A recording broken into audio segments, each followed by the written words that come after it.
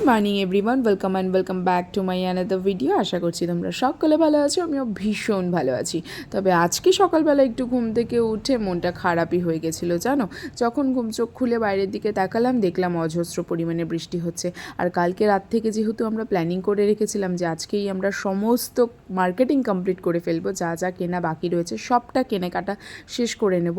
তো সেই কারণে সকালবেলা ঘুম চোখ খুলেই না মনটা খারাপ হয়ে গেল যে আজকে আদৌ আমরা মার্কেটে যেতে পারবো তো, মানে মার্কেট করে আসতে পারবো তো।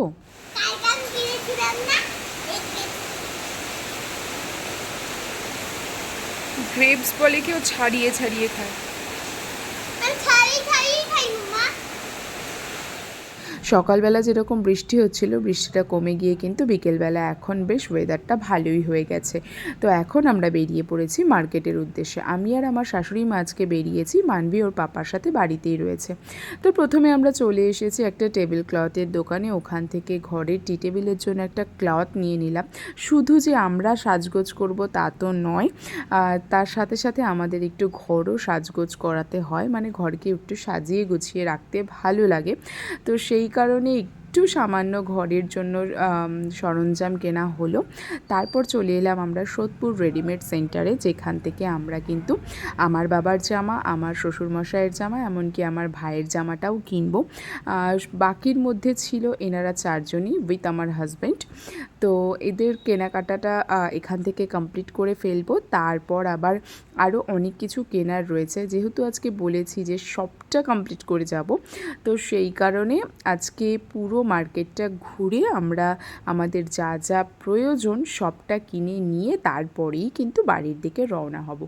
তো এখন এখানে মা দেখছে সব কিছু, আর আমি কিন্তু আশেপাশে ভিডিও করছিলাম। আর যখন ভিডিও করছিলাম তখন ওখানকার কিছু লোক বলছিল যে এনার ইউটিউব চ্যানেল আছে বা ইনি কন্টেন্ট ক্রিয়েটর, এই কারণেই ভিডিওটা করছে। বেশ ভালো লাগছিল শুনে কথাগুলো।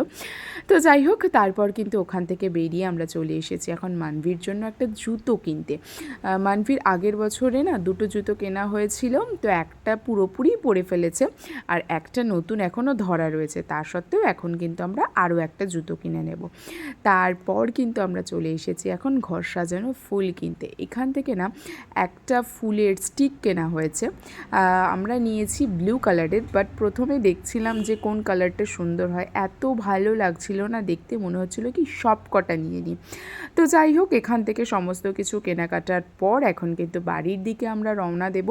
দেখো রাস্তায় কতটা ভিড়। আজকে হচ্ছে চতুর্থী, এই কারণেই কিন্তু এতটা ভিড় রয়েছে। আর আজকে চতুর্থীর দিনে আমরা কিন্তু সমস্ত কেনাকাটা কমপ্লিট করে ফেললাম। তো পঞ্চমী থেকে আমাদের পুজো কিন্তু স্টার্ট হয়ে যাবে। তো যাই হোক, এখন বাড়ির উদ্দেশ্যে যাওয়া যাক, কারণ ওইদিকে আমাদের মণ্ডপে কিন্তু আজকে আবার ঠাকুর চলে আসবে, মানে মা আজকে আমাদের মণ্ডপে কিন্তু চলে আসবে। তো সেই কারণে একটু বাড়িতে যাওয়ার তাড়া বেশি রয়েছে, কারণ মায়ের সাথে সাথে মাকে আনতে যাওয়া হবে।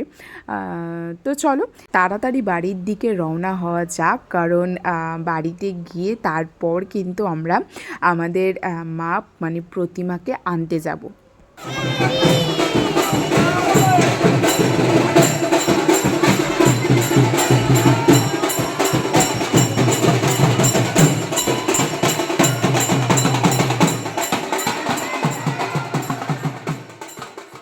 দেখো আমাদের মা দুর্গা কিন্তু চলে এসেছে আমাদের মণ্ডপে, আর মণ্ডপটা দেখতেই পেলে আমাদের ঠিক বাড়ির পাশেই।